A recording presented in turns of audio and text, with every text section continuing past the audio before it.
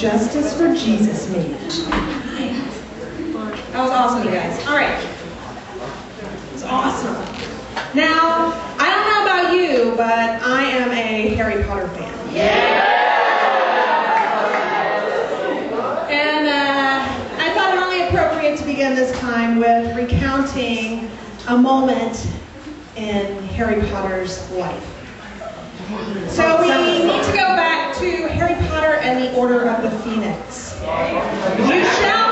You shall remember that Harry was having these dreams, right? And one of the dreams, kind of near the end, as we're getting near the end of that book, one of the dreams is that he sees Voldemort has who? Somebody very close to him. Sirius. Okay, and so he decides it's important for him to go, and he believes, where does he believe Sirius is being held by Voldemort? Ministry of Magic. In the Department of Mysteries. Okay, so he says, I'm going to go to London to go get Sirius. Okay, to go save him. And then, now, his buds, who have been in the DA with him, right? So we have Luna, and Neville, and Ron, and Jenny, Joe, Hermione,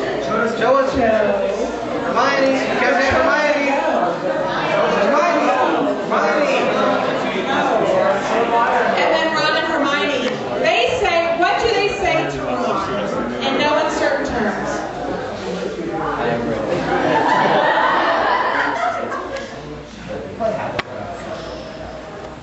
All those guys come up to Ron and they say, I'm sorry, thank you, Paul. They come up to Harry and they say, you're not going alone, we are coming with you. And Harry says, no, this is too dangerous.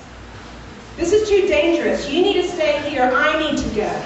And they say, Harry, we are coming with you, right?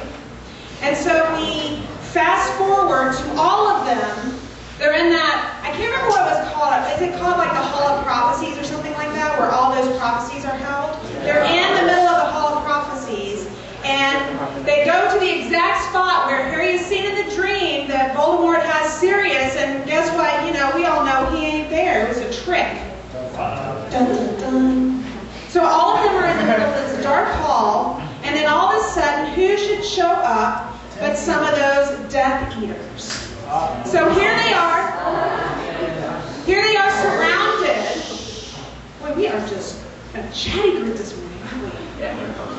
So they're surrounded by these Death Eaters, and they're in a predicament. How in the world will these kids get away from these grown Death Eaters?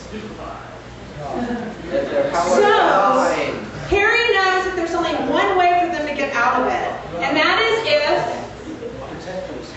they combine all of their powers. If they work together as one, that is the only way that they're going to get out. So do you remember in the book, Harry's like reaching for somebody's foot because he doesn't want to give anybody, he doesn't want to give it away. And all of a sudden, all at the same time, I can't remember the exact spell. I wasn't stupefied because they broke all of the prophecies. Okay? So anyway, it was because Harry Potter and all those guys were there at once, and they worked together at once, that they were able to get out of there. If Harry had done it alone, may not have made it. If any of those other friends of his would have done it alone, they wouldn't have made it. So today's theme is what? Let our powers combine. Now you heard in the story of Moses that was read, that Moses, we remember from yesterday, that Moses wasn't real confident. He thought, I can't go, I can't speak very well. How in the world will my speaking, which I don't do very well, free the Israelites? And today, in the story, God says what? God says, don't worry. we have your bud Aaron with you. And you are going to listen to me. God says, listen to my word, tell it to Aaron, and Aaron will go share it with Pharaoh. And through that, through Aaron with his gifts of being a prophet, and Moses, his gifts of leadership, combining, those two were able to save.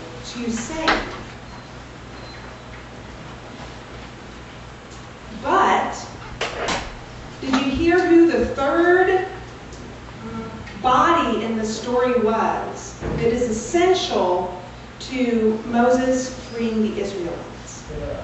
Moses, well, sure, Pharaoh is essential because Pharaoh has to kind of give in. But there's someone else who has to combine with Moses and Aaron. I know, it's that good Sunday school answer of God. Okay, so this is where, does everybody remember Matoy's P? Everybody, come on, do it with me. Come on, do it with me. I know you remember. All right, and go ahead, bring God on in. Bring God on in.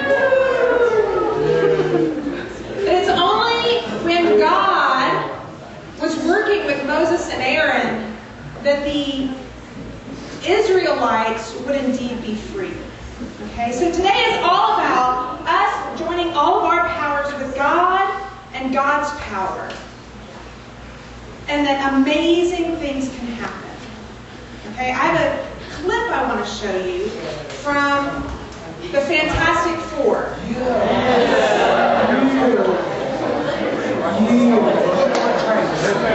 Okay, let me tell you something. Let me tell you something. I just want to set it up briefly because I had never seen this movie until this week. So in case no one else, somebody else hasn't seen this movie. So thank you. So we have these 4 people, well 5 people really, who have these kind of powers. Okay, and one we know is kind of working for evil or bad, kind of bad motives. And there are 4 that kind of tend to the good side, shall we say. But what has happened is the 4 who tend to the good have been having some internal problems. They have been doing a little internal fighting. They're having their own issues about their newfound powers and how to use them, and even if they want them or not. And so there's been all this conflict within their own group, and the guy who's wanting to use his powers for evil, shall we say, he is kind of gaining strength, and he's kind of hitting them one by one, because he knows if he can go to them one by one, that he can get them all. So this is kind of when Evil Man, this is Evil Man. What's his name? Dr. Doom. Dr. Doom. When Dr. Doom is going kind of on his terrain. So we're going to just watch and see what happens.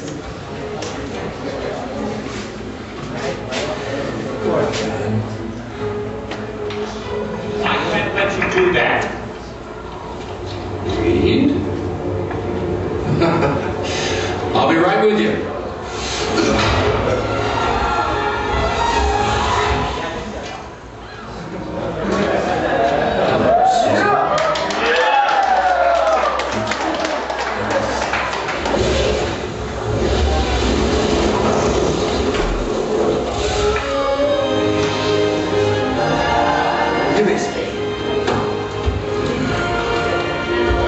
Had a little relapse, huh? Welcome back. This is going to be fun.